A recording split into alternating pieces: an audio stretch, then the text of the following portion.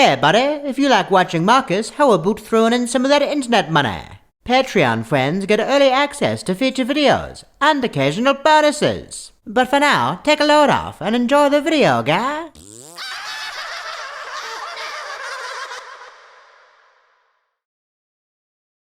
If you consume films or TV shows about criminal cases, you will be familiar with the term reasonable doubt. But what he didn't lose, and what none of us can lose, were his constitutional rights to an attorney, to a fair and impartial trial by you, his peers, and to the presumption of his innocence beyond a reasonable doubt.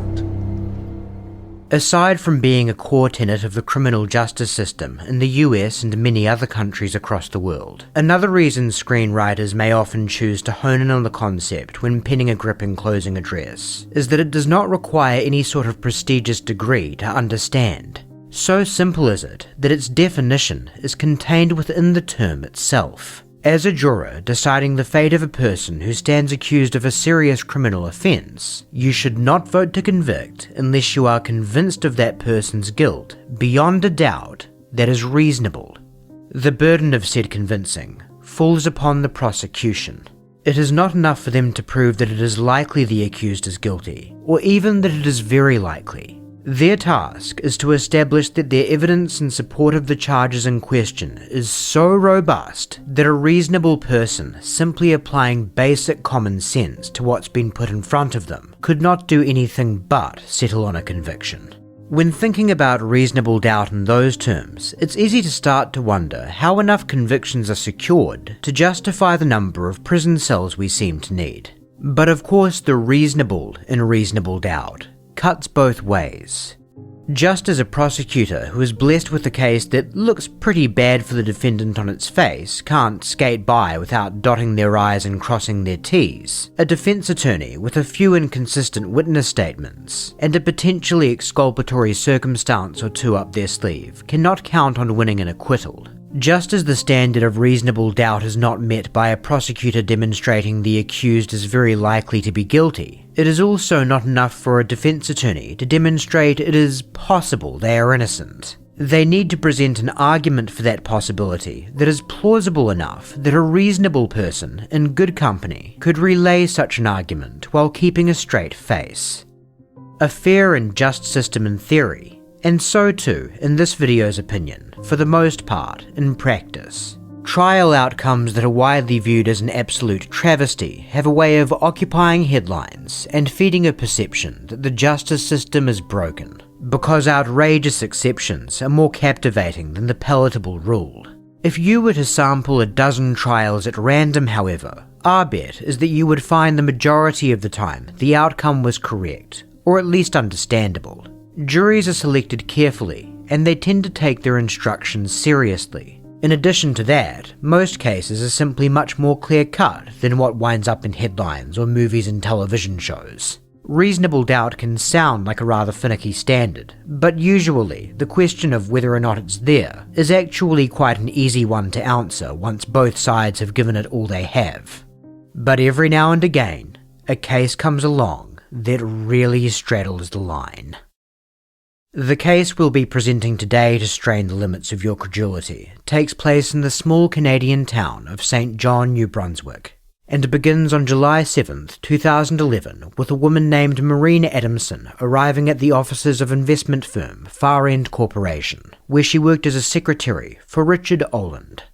Beyond being president and CEO of the firm, Richard Oland was somewhat of a pillar of the community. The Oland family are known as the owners of Canada's oldest independent brewery, Moosehead, though Richard had long since carved out a career separate from the family business, amassing his own fortune of about $37 million through a variety of ventures, and gaining recognition in St. John for dedicating time and resources toward vitalising the city.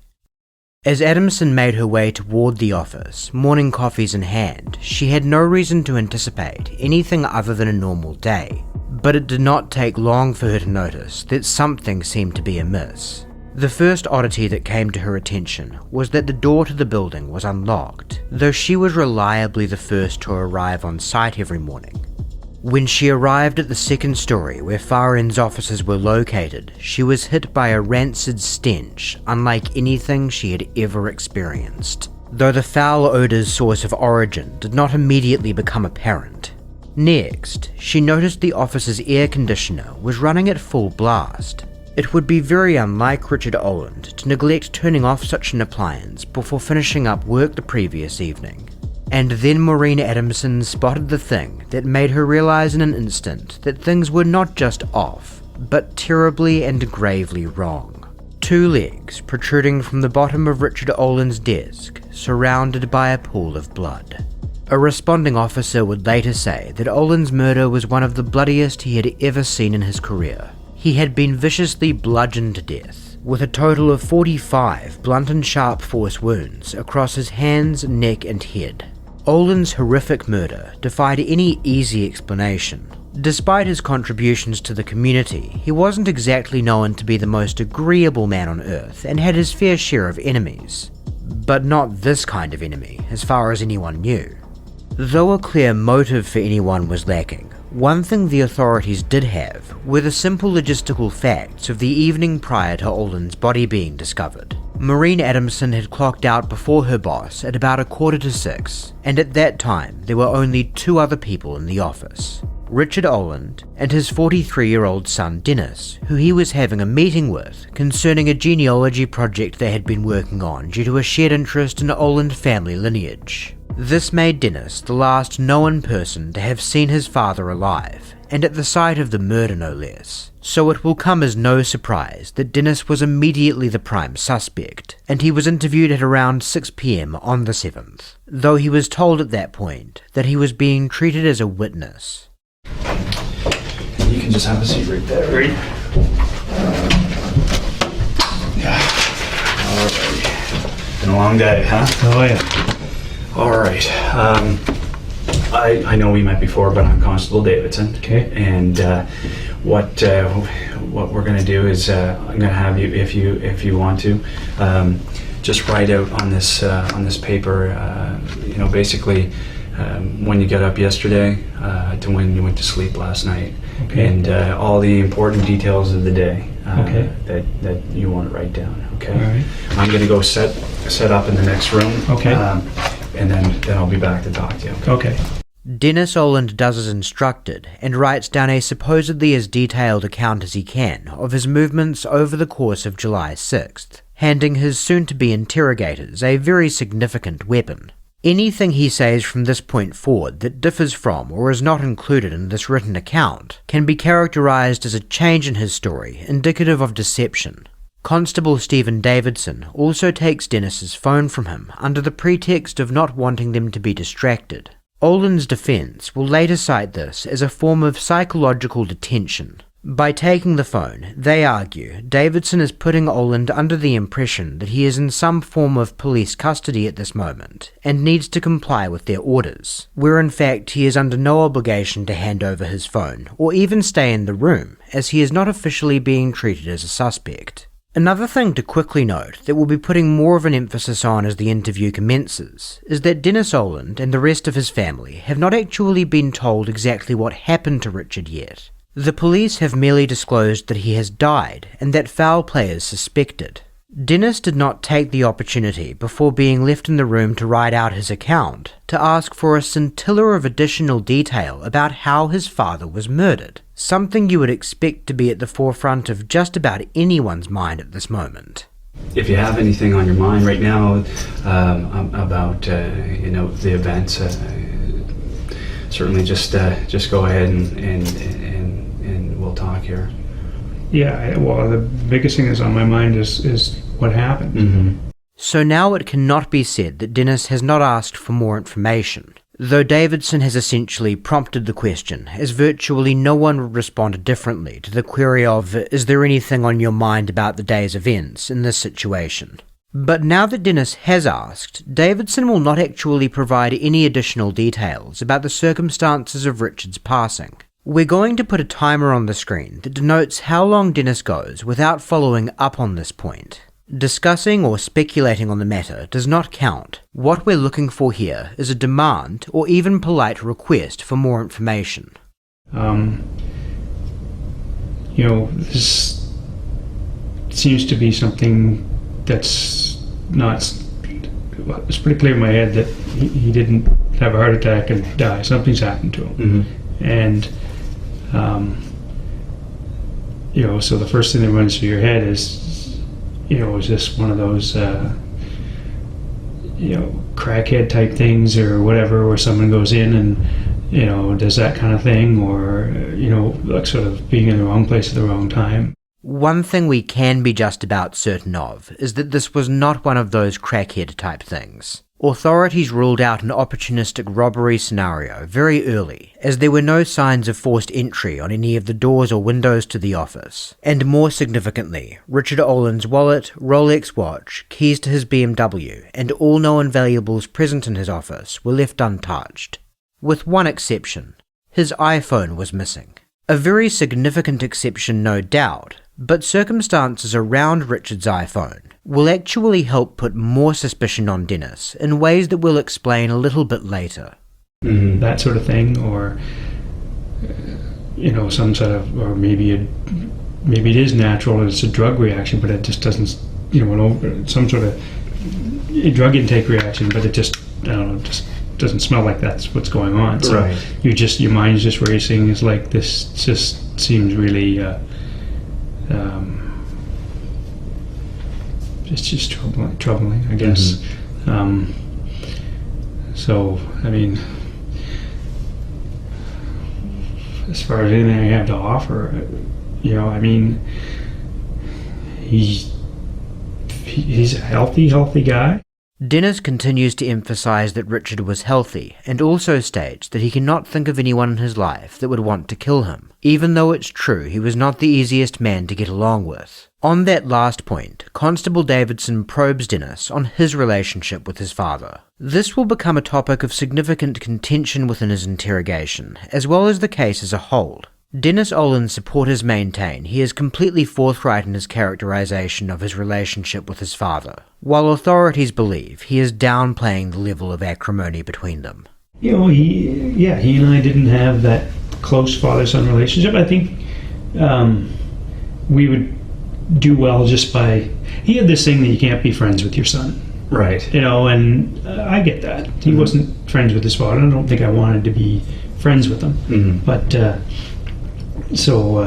and he would say and do things that could be hurtful, but if you didn't see a lot of each other, and particularly in the last few years because he's been racing, I hardly see him at all. Right.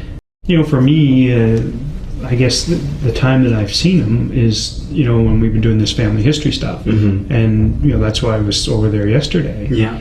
We're in business together too. Well, not together. He's a client of mine. Okay. I'm his stockbroker, one of his stockbrokers, and have been ever since I've been back here, so over 15 years. Right. And I manage a part of his investment portfolio. So we talk on the phone when he's home quite often, or email conversations, text conversations, that kind of thing. Yeah. The common link between the two of you, I guess. At this point, through your communications, is business or sailing, something like that? Yeah, well, we don't sail together. It's funny. We tried, and we just, we did this when I was a teenager, and it went okay. Yeah. But he's just a real hard guy to be on a boat with, so we just stopped. That should work, huh? Well, it's just, he just barks and barks and barks, okay. and, so we just stopped. It was just, it wasn't good for our relationship, so we just didn't do it. Okay. And we just agreed to disagree.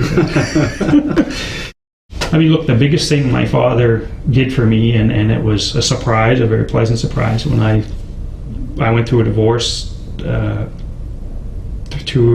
or 4 years ago now, maybe 4 years ago, and it was a very bitter experience. Yes. And an experience where I was very likely going to lose my home.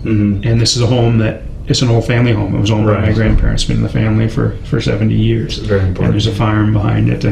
And he stepped up and said, look, that's not going to happen. And he basically bankrolled my whole divorce case, which ended up being $85,000. It was a very lengthy divorce. Yes. And then, because I had to basically give half of my assets to my ex-wife, he bankrolled that as well, so that I could keep my house. Right. So basically, I have a mortgage with him, which is an interest-only mortgage. So, you know, I pay $1,600 a month versus I was paying before like $2,500 a month, because I had to give up so much money. Yes. You know, I had to give him my farm, which was about $125,000, to him in exchange for some of this, but that was fine because, you know, the farm hasn't changed. Jacqueline, my sister, runs the farm, everything's, so you can imagine, you know, when you have this somewhat difficult relationship with your father, when the going gets tough, he stepped up. Right. You know, and I mean, that's very powerful stuff. It showed you that even though your relationship may have been strained on the outside, Right. he was still a father deep down. Exactly. You know, and that was fantastic.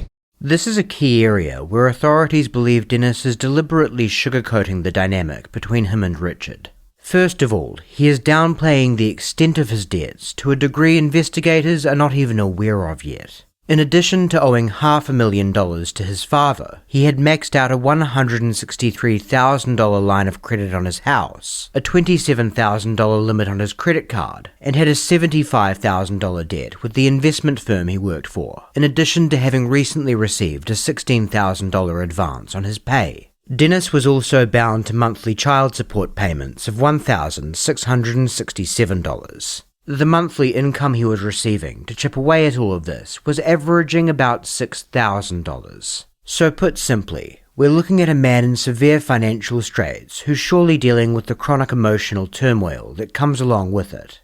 Dennis Oland characterizes his father's willingness to float him the $500,000 on his house and to become his debtor as a kindness, and that certainly is a way one could look at it. Given investigators' suspicions of Dennis, however, they have a hunch this is not his genuine outlook on the situation.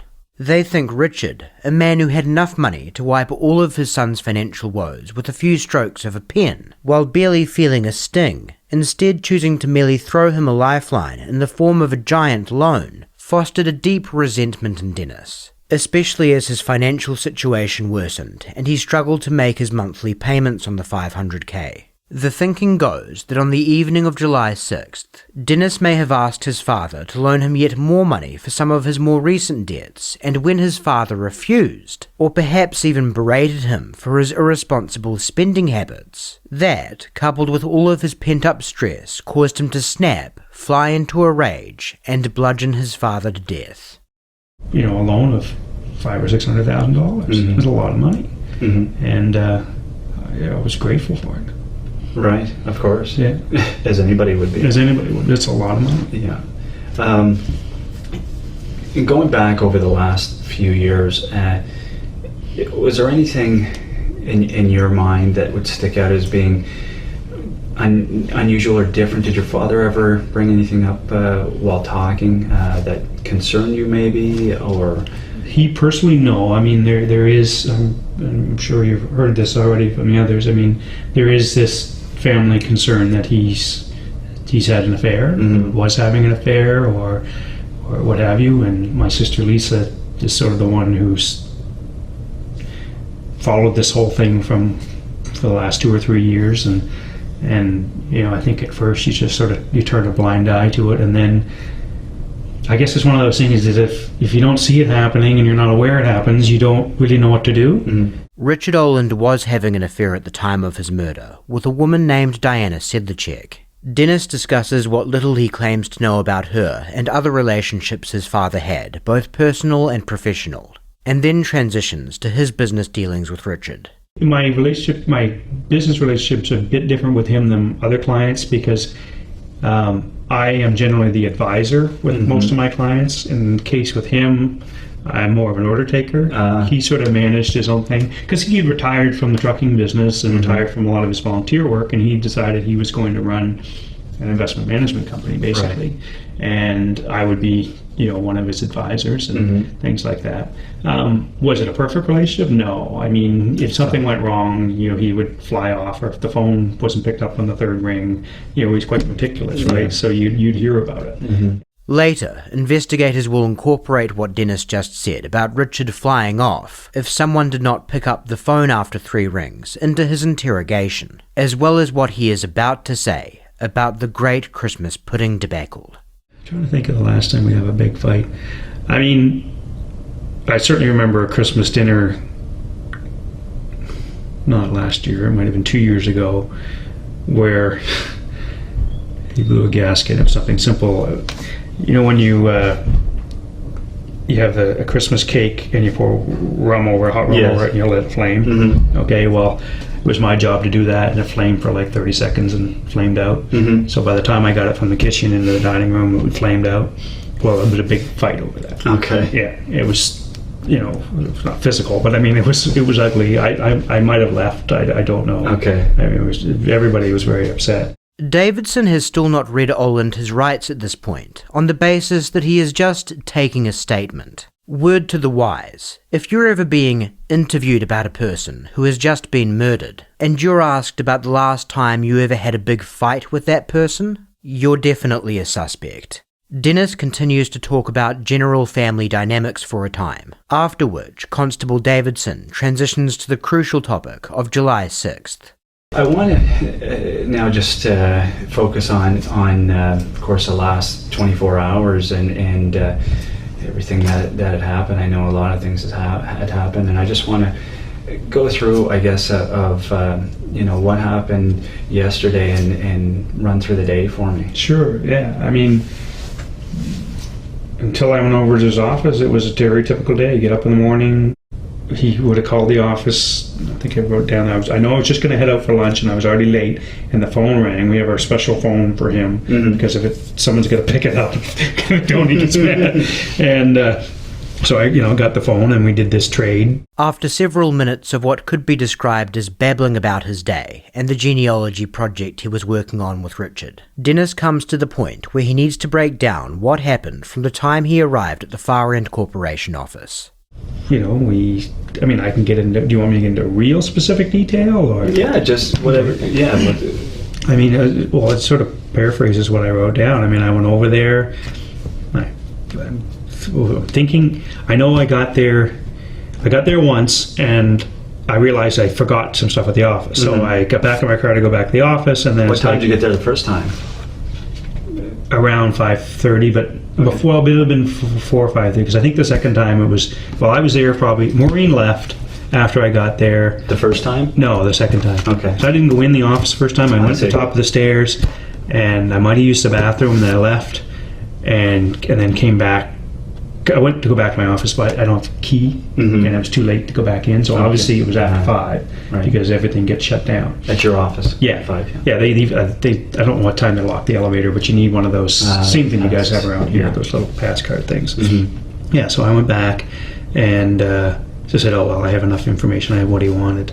And went in, Maureen was there, she was obviously getting ready to leave, and we just... I got the logbook that my father had got from my uncle. It's this whole family logbook from a camp. So I got that from Maureen, and because Dad had it for a year, and my uncle's down from Toronto, and he wanted it back. He was supposed to get it copied a long time ago. This is a great example of how seemingly mundane details can sometimes wind up being potentially very significant. You've just heard Dennis talk about retrieving an old camp logbook from Maureen Adamson to return to his uncle. Keep note of that. Dennis describes the time spent with his father while they were alone in the office after Maureen Adamson left for the day. According to him, they basically just worked on the genealogy project. Yeah, that was it. Then I left, and got in the car, and Lisa called me, actually. Where the hell are you? As it will turn out, though, Dennis actually made a third trip back to the office. One he will never disclose in this interview, as he claims he only remembered it in the days that followed. Security cameras captured his car driving back toward the Far End office at 6:21 p.m. Dennis will claim that as he was driving home, he realized that he had forgotten the logbook that he was supposed to return to his uncle, and so he circled back. When he returned to the office and retrieved the logbook, Richard Oland was still alive and well by his account. He received the call from his wife Lisa at 6:36 p.m. when he returned to his car after that third trip, so it's curious that his remembering that phone call has not triggered a memory of returning to the office, especially because he says she was calling specifically to ask him what was taking him so long to get home. And I was going to go, I hurt my knee sailing last weekend, so I was going to go to the drugstore and get some painkillers. I ended up doing it today. Tylenol has a muscle thing. I thought I'd try that. And went home, and on the way home I stopped at the Renforth Wharf to see if my kids were there, because they do kayaking there, and they swim after, but they weren't there. So investigators found Dennis making a stop at Renforth Wharf on his way home, allegedly to check if his kids just happened to be swimming there, very suspicious from the outset, and they won't be shy about that when they move into direct confrontation. But however bad you might think the wharf stop looks right now, it's going to look a whole lot worse when the investigation really kicks into gear. You'll recall the only valuable of note missing from Richard Oland's office was his iPhone. At 6:44 p.m, which would be about the time Dennis was at Renforth Wharf, Richard Oland's mistress attempted to contact him via text. That text message was transmitted to Richard's iPhone by a cell tower in Rothsay, which strongly suggests his phone was in and around the Renforth Wharf area, as his mobile provider had 3 towers closer to his office. It was the last communication his phone ever received. Technically, it would be possible for the cell tower in Rothsay to transmit the text, even if Richard's iPhone was still near his office due to circumstances like network congestion in the area. But such an occurrence would be very rare, and before entertaining such an explanation, you should ask yourself, how bad can Dennis Oland's luck reasonably be? What was the last thing that would have been said between you and your father? the last specific conversation would have been specifically on that Halifax Oland's and their ruining of their wealth and doing these things. As far as the final words, like, okay, great, goodbye, I mean, I don't... It might have been me saying, yeah, gotta go, time for me to go, you know, okay, great, you know, whatever. Didn't say, I'll see you tomorrow, I'll see you. Do you remember anything like that? No. Much later down the line, when Dennis gets around to remembering he took a third trip back to the office to retrieve the logbook, he will say that Richard wanted to look through it with him before he left. But just like the phone call from his wife, his being prompted to recall the very last interaction he had with his father is not rekindling any memory of his return trip. Des, I have to ask you this. Did you have any involvement in your father's death? No. I ask you that because you were the last person there. Yeah. And, you know, it's something that I have to cover. Yeah. Yeah. I have no reason to want my father dead, to kill him, to... With the standard caveat that not everyone can be expected to have the same reaction to a question as heavy as the one that has just been put on Dennis Oland, it's worth noting that the objection he offers is a very cold and logical one. Not that he would never do such a thing as wicked as murdering his father, but simply that he had no reason to. I mean, no. I mean, we've had our things, but no, I wouldn't rob someone of the fun that they're having, and, you know, he's just, no.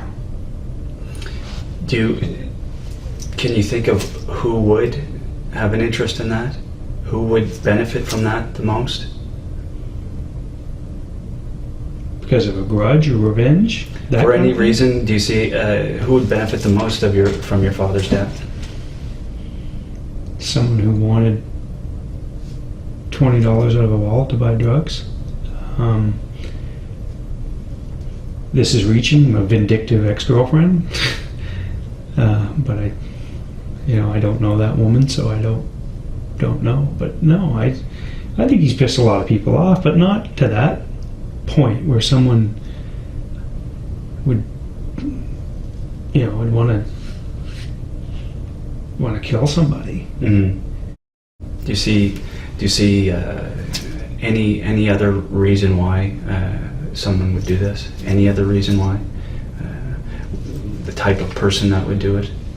Someone who's pretty sick, I guess. Someone who, if someone has killed him, which you're implying that that's the case, I can't. There's no one who has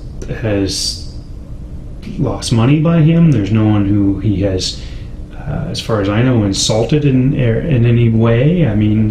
There's no one that he has left out. I'm sure there were some of his old sailor buddies that were upset that they weren't included in the new sort of boat and what was going on there. But that's stuff that everybody in life has to deal with. Mm-hmm.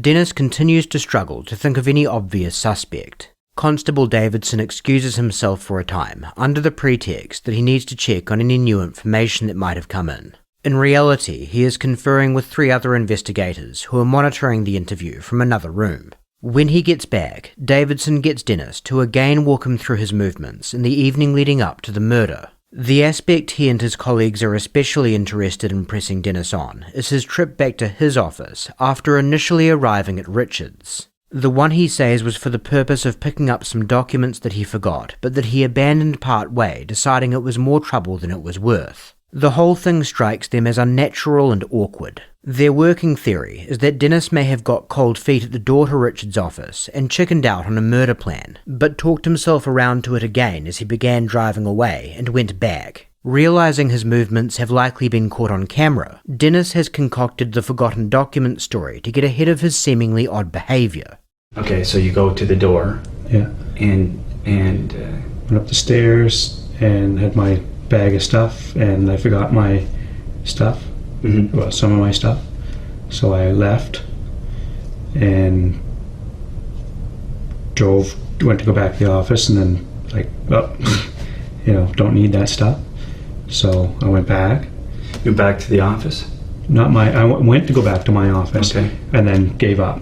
I might have likely would have gone down Princess Street and up King and back in Canterbury. You drove? Yeah.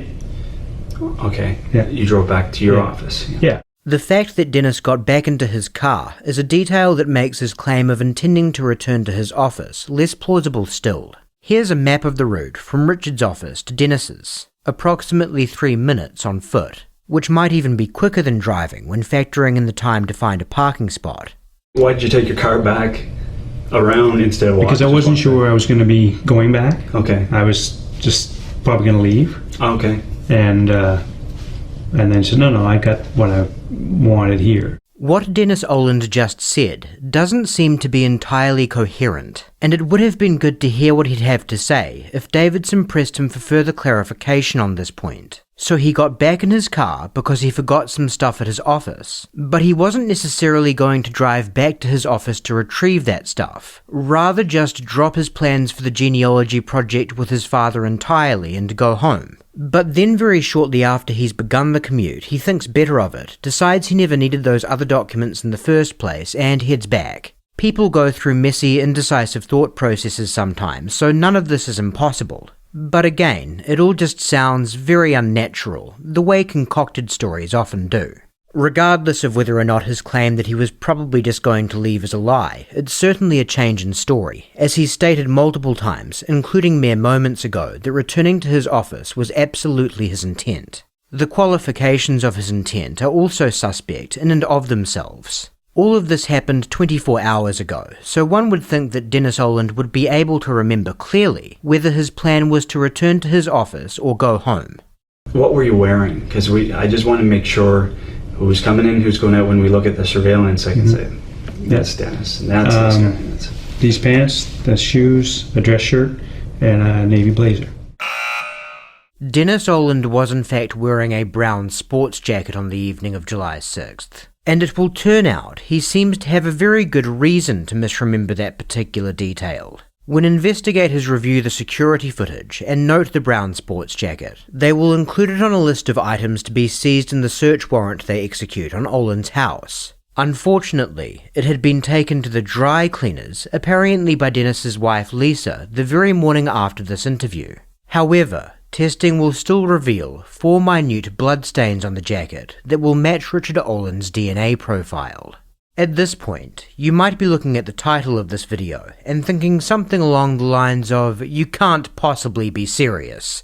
So just a quick disclosure that there are some complicating factors around the blood evidence and other parts of the case against Dennis Oland that we will unpack later, but we want to address all of the information that comes up in the interview before going into too much of the wider case. So hang tight. Somebody has done something to my father. You've told me that. And I mean, but that's all you'll tell me. You won't tell me anything else. And, you know, what happened to him?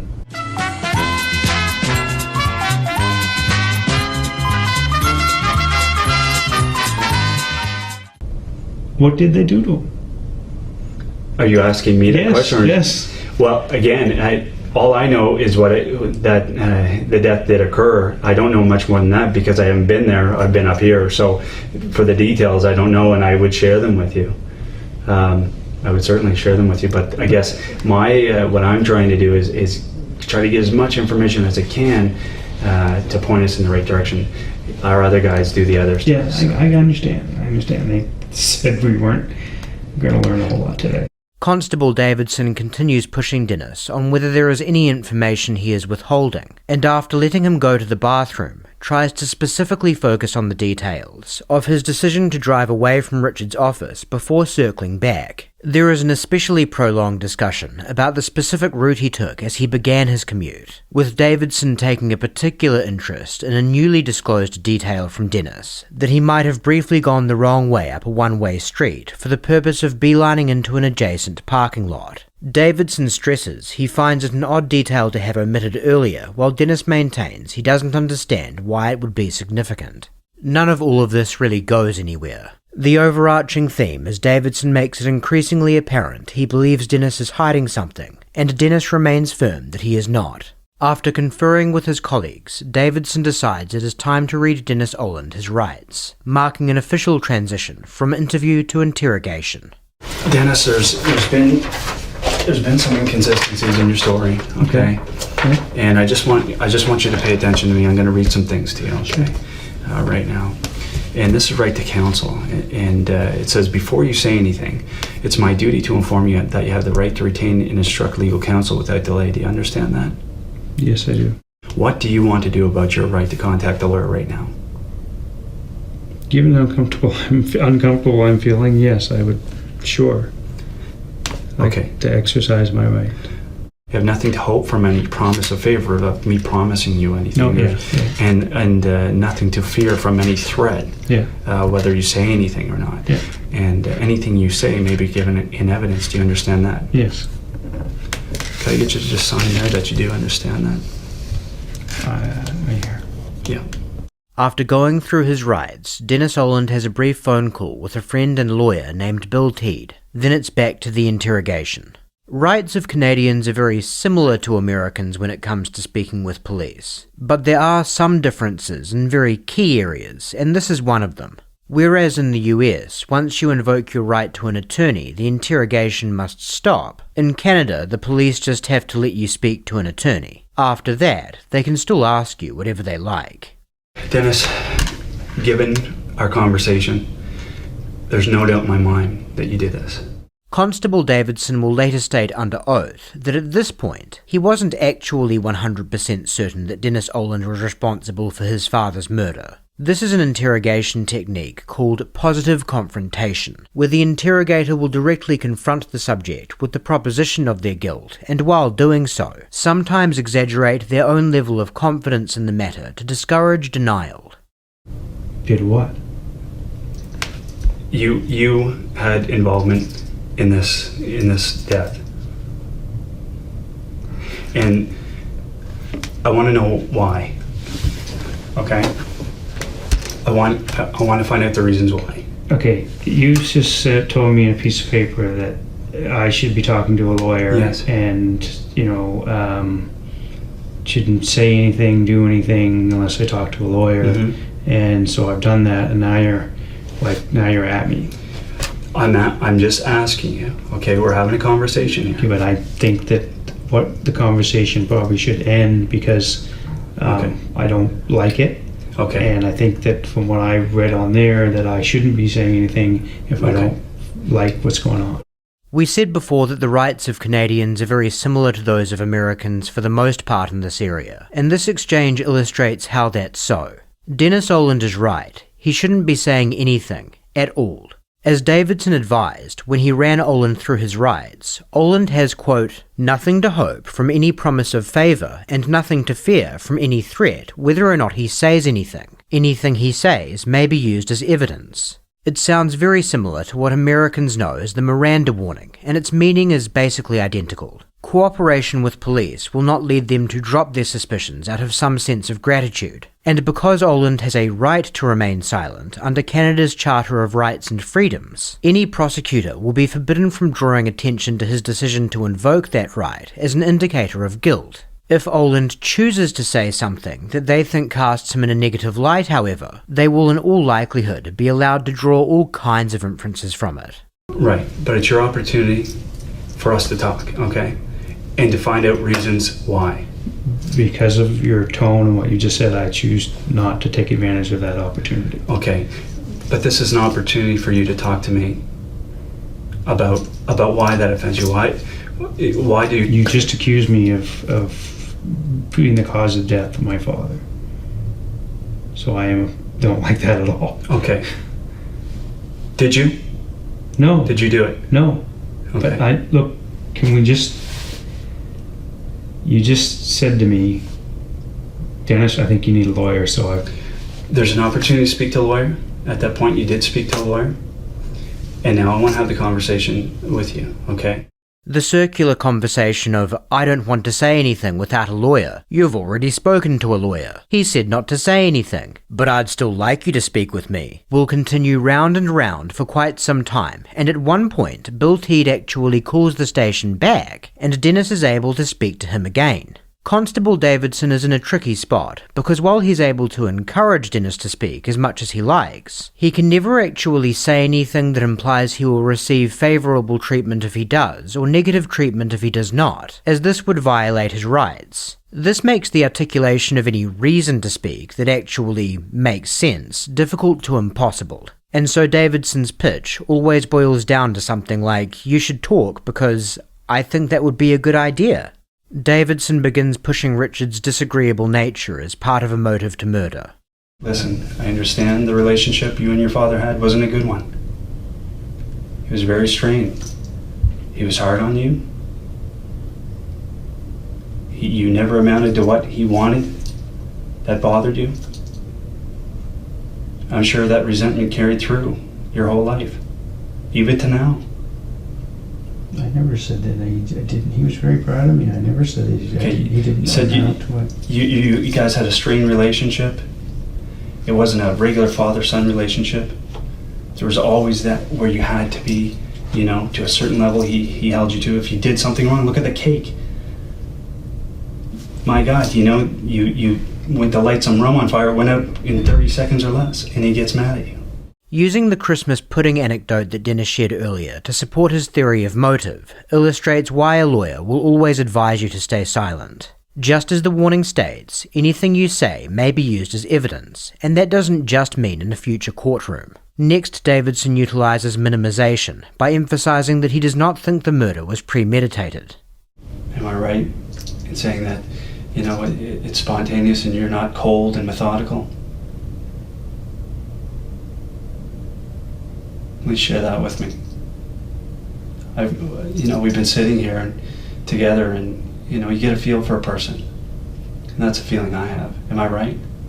So far, Davidson has been taking a textbook read technique approach, but none of it goes anywhere. So he's called out, and next up to bat is Keith Copeland of the Major Crime Unit, Steve Davidson's partner. I'm Keith Copeland of the Major Crime Unit, Steve Davidson's partner.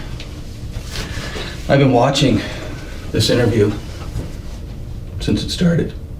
I've been involved in this investigation right from the get-go. It's very clear to me that you, Dennis, are in a very bad place. You're in way over your head, and a lot of confusion in your mind as to what's happening, how it got this far. So let me explain to you how it got this far, because it's been very interesting for me to be able to sit back and watch all of this that's going on. People communicate verbally like I am with you here now, but people also communicate non-verbally. Do you know what I mean by that, Dennis? Body language. Sometimes when people communicate, they communicate verbally, they lie. Sometimes when people are lying, they don't remember their lies, and they trip up and they stumble, because you know what, people who are good, honest people who don't make a habit of lying find it difficult to maintain a story and remember what they said before because it was a lie. You don't remember lies. Good, honest people don't remember lies because it's a lie. Why would you remember it? You know, you don't want to say it in the first place. An honest person remembers their story clearly from start to finish because it's honest, it's true, it's cohesive, it's the way it happened. Copeland's assertion that honest people do not misremember details is not true, of course, and in all likelihood he doesn't actually believe that. His bad cop approach of asserting that they have Oland pegged through a combination of body language and statement analysis continues for several minutes, and Copeland also uses details Dennis offered during the interview phase to further cement the idea of a deep festering rage toward his father. I can only imagine. I mean, here's a guy. I'm so powerful. You put a phone in your office, and when I call you, you answer that phone within 3 rings. That's how powerful I am. Man, when I heard you say that, I said, whoa, what an asshole. That's insane. What an ego. But Dennis Oland remains steadfast and barely says anything at all, except to reiterate his belief that he should not say anything unless it's through his lawyer. Similar to Davidson, Copeland's attempts to articulate a reason he should not follow his lawyer's advice without offering reward or threatening punishment are almost comically feeble. The person who I called said, just, don't talk anymore. Mm-hmm. And I'm going, that's what my heart tells me, my head tells me to respect that is the right thing to do. Why does it seem like the right thing to do? It's following advice. Have you always followed the advice that you've been given? Always, every single time? From experts, I tend to feel that it's good to trust them, yeah. Well, all of the executives at Enron were experts, weren't they? Yeah, I don't think these guys we're not talking about that. No, we're not. We are absolutely not. And I'm glad you recognize that, Dennis. Dennis, is Lisa in on this? Is your wife in on this? Is this part of the plan? Are you being controlled by your wife about this?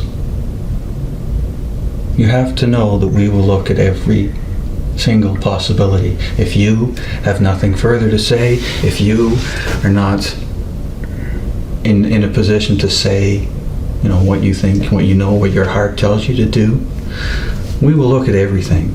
Copeland is coming dangerously close to crossing a red line here. Under Canada's confessions rule, he is forbidden from implying that a threat will be carried out if Oland does not cooperate. If he were to make a confession at this moment, a defense lawyer might argue that he only did so because Copeland insinuated that if he did not implicate himself and himself alone, then the police might go after his wife as some sort of accomplice in a murder plot. We're not saying this defense would necessarily be successful. A counter-argument would be that Copeland is just stating facts. If the culprit does not come forward to police and make it clear how everything happened, then the police need to do their own investigation and leave no stone unturned. But if Copeland hasn't violated Oland's charter rights at this moment, he's brought himself about as close as he can to doing so without quite crossing that line. But there will be no need for such a legal test, as Oland continues to say barely anything, as Copeland prods him to no avail whatsoever.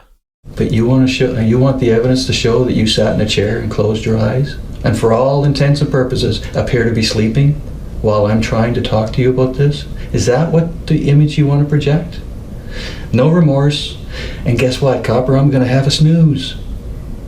Copeland's appeals continue to fall on deaf ears as he tries to take every angle he can think of. At one point, sharing a story about a crackhead he arrested after a high-speed chase in a stolen car. Initially, the crackhead too did not want to speak on the basis that he did not think Copeland would believe his story. But after being reassured by Copeland that he had an open mind, he told him he did not actually steal the car, and the reason he fled police was he had a parole warrant out for him. Another crackhead had given him the keys to the car he was driving to go score them some more crack, and called it in stolen when he took too long to get back to the crack den, as he had decided to stop by Sears to do some shoplifting on the way home. Ultimately, his story checked out, and he was charged for shoplifting, fleeing police, and presumably violating his parole.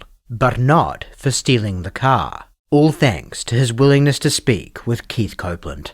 You look at any other kind of scenario, any other kind of situation where a person has made a mistake, there's two ways to clean up that mistake. One is to acknowledge it and to move on with it, and the other one is to deny it. Oh, no. Nope. That's all I can say. Nope. If I made a mistake, I could acknowledge it through a lawyer. If I didn't make a mistake, I could acknowledge it through a lawyer.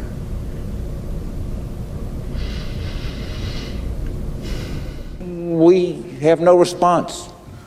That was perfect. From there it's 15 minutes and change of more of the same until Copeland finally relents and lets Dennis Oland go. This is your opportunity, Dennis. Will you take advantage of that opportunity? Will you tell me what happened? It's a yes or no. No. We're done. Right this way. One thing police neglected to do after nearly 5 hours of questioning was have Oland submit his shoes and pants into evidence, despite the fact that he stated on record they were the same as he was wearing on the evening of the blood-soaked murder.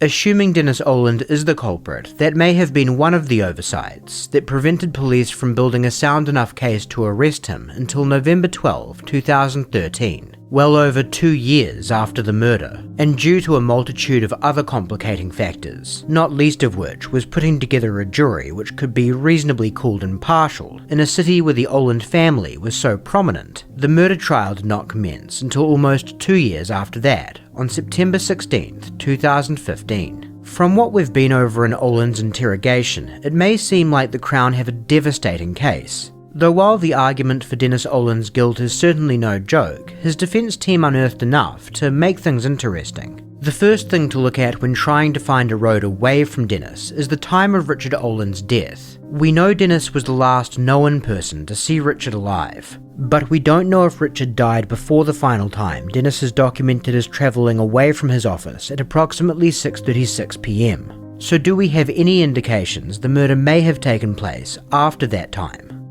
Yes. When police were taking witness statements, they spoke to a man named John Ainsworth, who was working in his printing business on the ground floor below Richard's office on the night of the murder. He and a friend named Anthony Shaw, who was in the print shop with him, both recalled hearing loud, thumping noises that night, loud enough to make them stop what they were doing for a time and look up before writing it off as unimportant and continuing with their work after the thumping stopped. Later, Ainsworth, Shaw and the police were all confident that what they heard was the bludgeoning of Richard Oland. In his initial statement to police, Ainsworth placed the incident between roughly 7:30 and 8:11 p.m. when a customer came into the shop. Shaw estimated it was between 7:30 and 7:45. If those timing estimates are even close to right, and if the thumping they heard was indeed the murder, then Dennis Oland is categorically excluded from being the culprit, as a security camera captured him shopping at Cochrane's County Market at 7:38 p.m. Cochrane's is a good 15-minute drive from Richard Oland's office. But alas, by the time the trial rolled around, things got a little more complicated.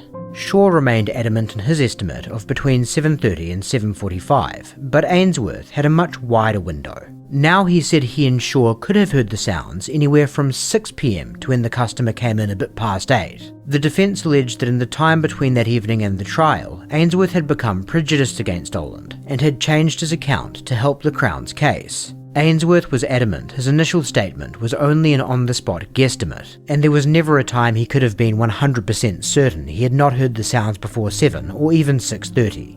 So for now, let's just split the difference and say that the accounts of Ainsworth and Shaw offer some chance that Dennis Oland has an alibi. How do we reconcile his innocence with some of the evidence we've covered that seems to scream guilt? The big two the defence had to contend with were the blood-stained jacket and the cell tower. Saving the, for lack of a better term, best for last, we'll start with the cell tower.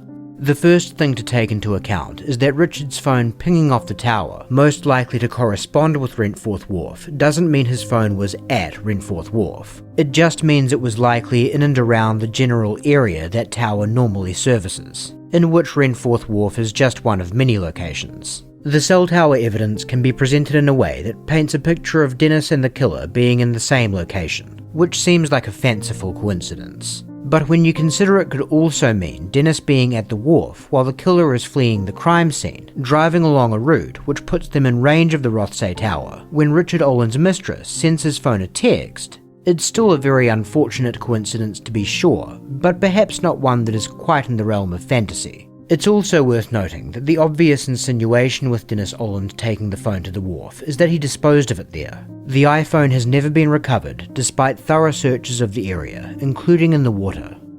As for the blood on the jacket, Oland's defence pointed out that no blood was visible on the jacket, or any of his clothes or body in any of the security footage from that evening. So while one could look at the dry cleaning and infer it was part of a cover-up, we're not looking at a suspect who was drenched in blood to begin with, which intuitively you would expect one to be if they carried out a murder as brutally violent as the one that created the scene in Richard Oland's office. There were also no bloody footprints in the office, no blood detected in Dennis Oland's car, no blood anywhere on anything he owned, barring the few minute spots on the brown sports jacket. And the defence argued, even after dry cleaning, if Dennis Oland was guilty, there should be a lot more blood detectable on that jacket. The obvious counter to that is that if he isn't guilty, there shouldn't be any. To deal with that, the defence put forward the following explanation for how Richard Oland's blood could have innocuously wound up on the jacket, that they contended was much more consistent with the volume of blood found than spatter from a bludgeoning. Richard Oland habitually chewed his cuticles, sometimes drawing blood, and additionally would sometimes scratch and pick at scabs on his head, also making him liable to wind up with crusty blood on the tips of his fingers. Dennis, as well as several other witnesses, testified that Richard was touchy when it came to social interactions. The sort of man who would grasp your shoulder when giving you a handshake, so it could have been something like that caused tiny specks of blood to be transferred to Dennis's jacket. Dennis also stored some of his clothes, including the jacket, in Richard's closet for a time while his house was being renovated. On occasion, Richard would confuse some of Dennis's clothes for his own, providing another potential opportunity for transfer. These are just a sampling of some of the arguments and evidence presented over the course of Dennis Oland's marathon 65-day trial. His defence team scrutinised every piece of the Crown's evidence from just about every angle one could think of. And finally, after about 30 hours of deliberations stretched over the course of 4 days, the jury signaled that they had reached a verdict, and then, of course, Dennis Oland was recalled to the courthouse. He entered in with his family and was sitting there as the foreman read out that verdict, guilty. At that point, there was absolute shock in the courtroom, and Dennis Oland doubled over and began to sob uncontrollably. Many of his friends and family also did the same. A lot of tears, a lot of disbelief in that courtroom. And so again you might be looking at the title of this video, and this time thinking something along the lines of, hey, what gives? Well, the story isn't over yet. Oland's legal team continued to make appeals, and on October 24th of 2016, one of them was successful. The New Brunswick Court of Appeal overturned Oland's conviction on the basis that the judge had not instructed jurors properly concerning Oland's incorrect statement to police that he was wearing a navy blazer rather than a brown jacket. The judge told the jurors the issue for them to decide was whether the appellant's inaccurate description of the jacket was an honest mistake or an intentional lie that was related to the commission of the offence charged. The Court of Appeal's decision stated that the judge should also have instructed the jurors that even if they found the appellant's erroneous statement was a lie, it had no probative value unless they also found, on the basis of other evidence, that it was fabricated in order to conceal his involvement in the murder of his father. These sorts of decisions can make one wonder exactly how much common sense jurors should be expected to have without instruction, but whatever.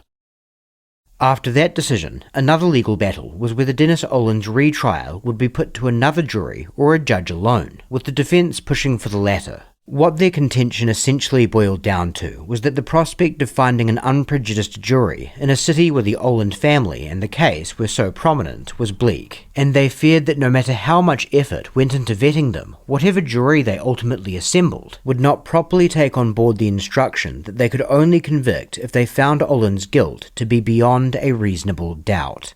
They lost that fight, until they won it. Oland's new trial was scheduled to begin today, but the case has been derailed yet again.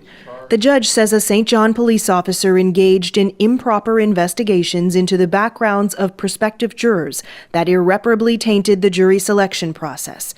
He discharged the 16 jurors. Tonight, the police board announced it will ask for a review into the officer's conduct. Oland's lawyer says this latest mishap can be added to the list of problems with police actions in the case. The defense contended at the first trial that Dennis Oland was charged because of the mistakes, the confusion, even the bungling actions of the St. John police force, who too quickly focused on him and failed to find and follow the clues to the real killer or killers. Dennis Oland will now be tried by judge alone. He has maintained his innocence from the very beginning, and his family has stood by him every step of the way. So after a lengthy trial that resulted in a conviction that was subsequently quashed, and a second trial that was ruled a mistrial only a week into proceedings, finally the task of deciding Dennis Oland's fate was put into the lone hands of Justice Terence Morrison. His finding? In court, the judge said there is much to implicate Dennis Oland in the murder of his father. The Crown argued money was the motive, producing evidence of Oland's soaring debts. But the judge wasn't satisfied beyond a reasonable doubt. The defense argued the police had tunnel vision. We all sincerely hope, and the Oland family sincerely hopes, that the St. John police force will finally reinvigorate the investigation and start doing the investigation that should have been done 8 years ago to find the real perpetrators of this terrible, terrible crime.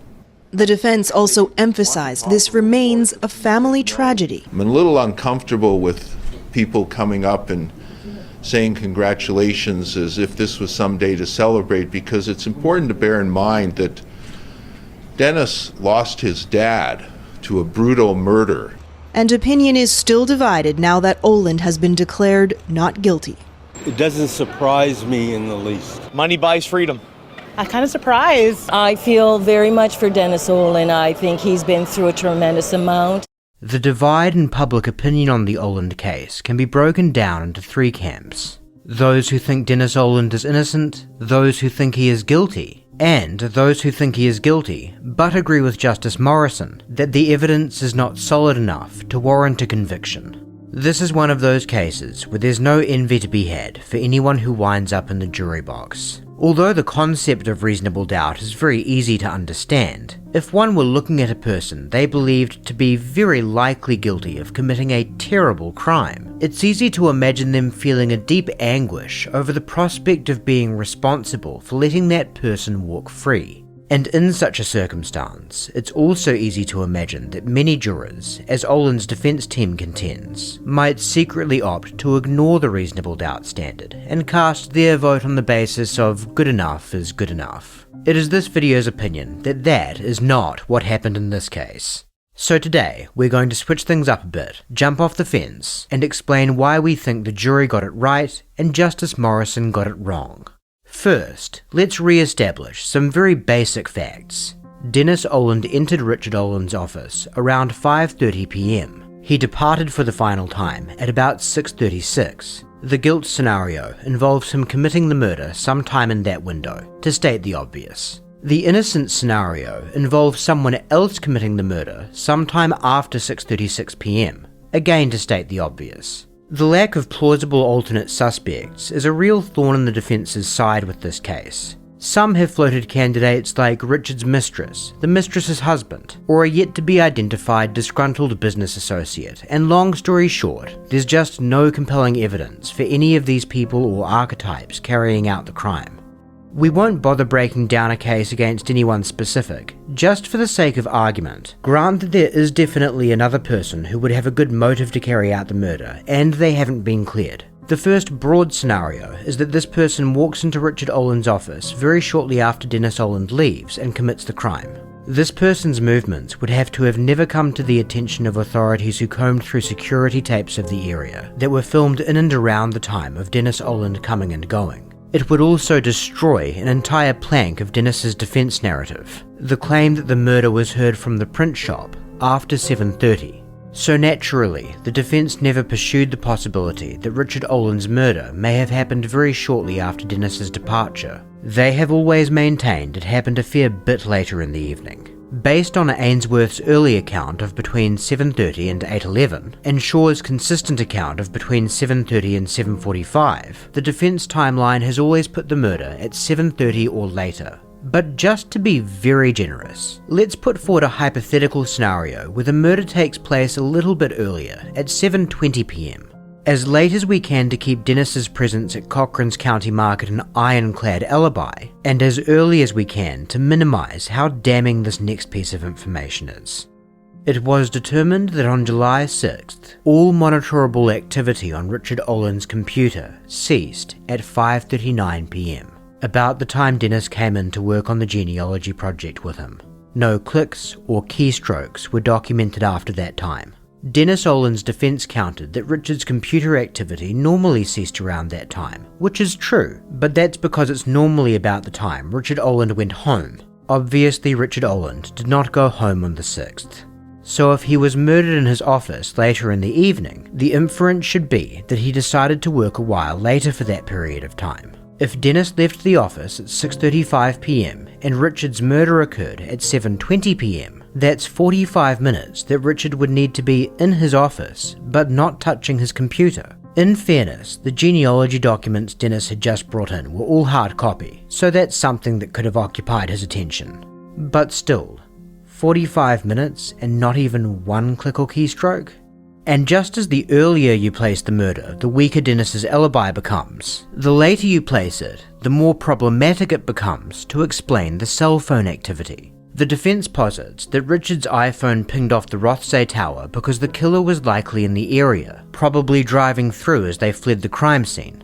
The phone pinged off the tower at 6:44 p.m, making the defense explanation impossible if you put the murder anywhere near that alibi sweet spot of 7:20. So to put it all together, the Dennis Oland is innocent scenario unfolds like this. At about 5:35 p.m, Dennis enters his father's office wearing a jacket that unfortunately got Richard's blood innocuously transferred to it, either during the meeting or at an earlier date. Dennis departs Richard's office for the final time after making a return trip for a logbook at about 6:35 p.m.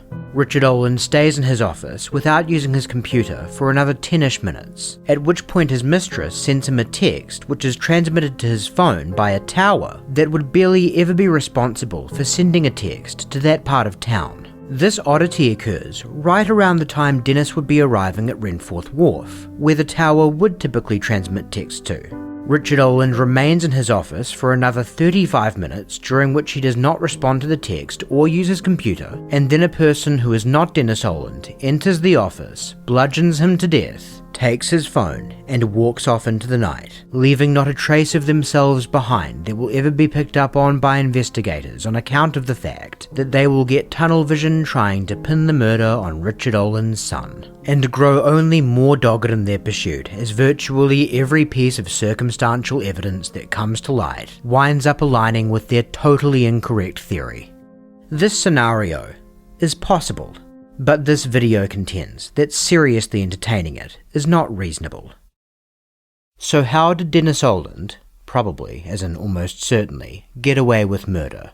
Answer 1 would be dumb luck. We will hand it to the defense that carrying out that brutal of a slaying while not leaving anything incriminating behind, or getting more than a little spatter on you, is a low-odds proposition. We just believe the rest of the evidence should reasonably lead to the conclusion that Dennis Oland was in fact the beneficiary of just such a low-odds event. There was also a washroom outside Richard's office, which would have allowed the killer to easily clean blood off their hands and face before leaving. But police used that washroom for 2 days before doing any forensic testing of the area, meaning if there was any smoking gun in the drains, it was washed away. So a bit of luck in the form of beating the odds coupled with some investigative bungling and flawed witness testimony made what should have been an open and shut case look a little bit greyer.